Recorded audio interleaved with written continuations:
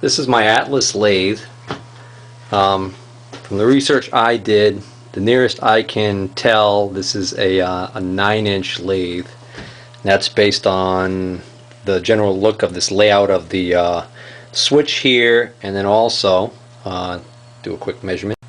The distance from the tops of the ways, I believe it's called over here, to the center line of the chuck is clearly less than 5 inches and more than 4 inches.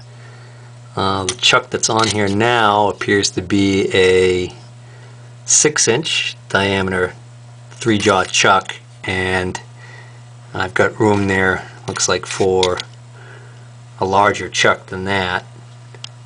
You can see there's damage on the ways right here where these jaws were extended too far and struck the ways right there. It appears all speed changes on this lathe are accomplished via changing these belt ratios to different pulleys, and then there's a second, looks like there's a second belt here.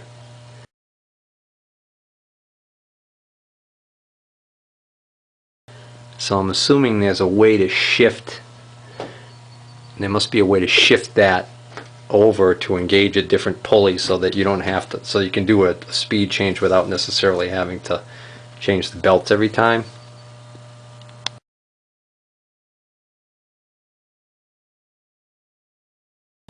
So this lathe is operational. It sounds pretty smooth. It doesn't seem to have a lot of really bad noises coming out of the spindles here. This is just completely open here, so I could see where this would take a finger off pretty easily. There's supposed to be a cover on the side here that covers these gears, and that's missing.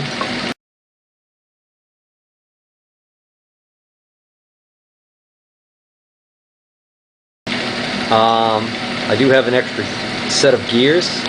This box of miscellaneous gears was with the lathe. The gears are of a non-ferrous material. They're some sort of a special alloy that Atlas used on these lathes. And my understanding is that by changing some of these gears you can get different ratios for threading. And I guess there's a chart here to explain that, and I don't fully understand it, so I'm not going to worry about that right now.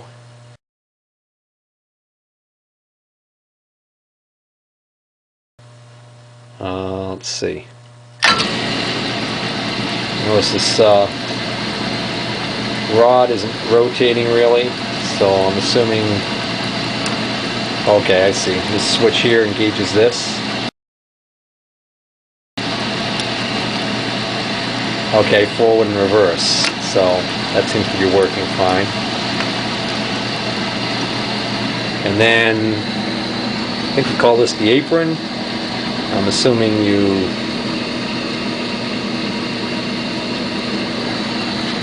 there's something you do here to engage this,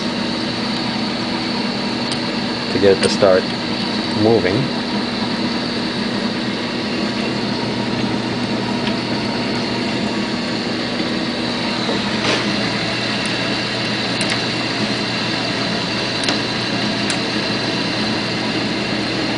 There we go. Alright, so I've flipped this lever to the right, and now we can see that it is feeding. And then this must, there we go, this disengages it, that engages it. Okay. So that works, and then there's no, I believe this is called the crossfeed. There's no automated crossfeed on this model by the looks of it. It's just manual.